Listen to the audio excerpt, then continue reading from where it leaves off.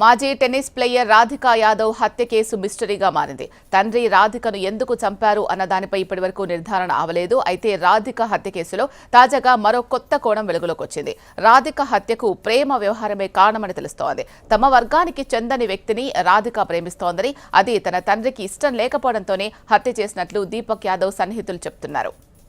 ఇప్పటికే రాధిక హత్యకు సంబంధించి వివిధ రకాలుగా వార్తలు బయటకొచ్చాయి. తన సంపాదనపై తండ్రి ఆధారపడి బతుకుతున్నారంటూ కుమార్తె అవహేళన చేయడంతోనే దీపక్ యాదవ్ కూతుర్ని హత్య చేశాడు అనే ప్రచారం జరిగింది. ఆ తర్వాత రీల్స్ చేయడం కారణంగా హత్య చేసి ఉంటారనే వార్తలు కూడా చక్కర్లు కొట్టాయి. మరోవైపు రాధిక అకాడమీ నిర్వహించడం పైన తండ్రి కూతుర్ల మధ్య విభేదాలున్నాయి. దీపక్ యాదవ్ కు గురుగ్రామ్లో చాలా ఆస్తులు ఉండగా అద్దెలు కూడా వస్తాయి. ఈ కారణంగానే టెన్నిస్ అకాడమీ నడపాల్సిన అవసరం ఏముందని ఆయన కుమార్తెతో తరచూ వాదన పడుతూ ఉండేవారని సమాచారం. అయితే ఆ కుటుంబంతో పరిచయం ఉన్నవారు మాత్రం ఆ కథనాల్లో వాస్తవం లేదని చెప్తున్నారు.